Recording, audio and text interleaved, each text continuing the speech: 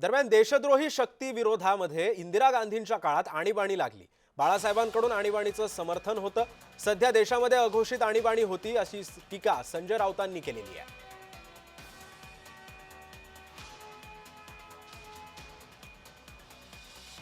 त्यामुळे सध्या देशामध्ये अघोषित आणीबाणी असल्याची टीका संजय राऊतांनी केलेली आहे।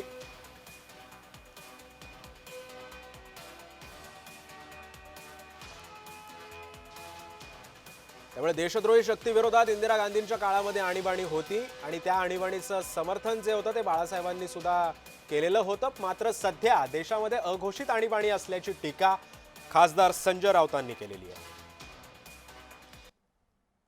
गेल्या 10 वर्षांमध्ये या देशामध्ये अघोषित आणीबाणी, अघोषित प्रचंड भ्रष्टाचार, काळा बाजार, आपापल्या लाडक्या उद्योगपतींवरती सरकारी संपत्ती अशी लुटली जाते आहे। विरोधी पक्षाच्या नेत्यांना बेकायदेशीरपणे तुरुंगात टाकलं जात आहे, त्यांची सुनवाई होत नाही।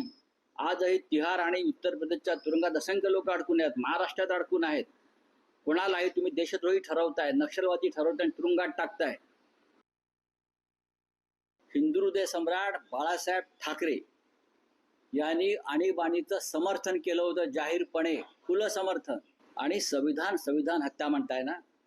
भारतीय घटनेतील तरतुदीनुसार जेव्हा देशामध्ये अशांतता, अस्थिरता निर्माण करण्याचा प्रयत्न होतो, अराजकता निर्माण करण्यासाठी काही शक्ती काम करतात, बाहेरच्या आणि आतल्या, तेव्हा अशा प्रकारे आणीबाणी जाहीर करून देशावर नियंत्रण मिळवण्यासाठी आणीबाणी लावण्याचा संविधानिक तरतूद भारतीय संविधानामध्ये डॉक्टर बाबासाहेब आंबेडकर यांच्या नेतृत्वाखाली घटनापीठाने दिलेली आहे। याचा अभ्यास या लोकांनी केला पाहिजे।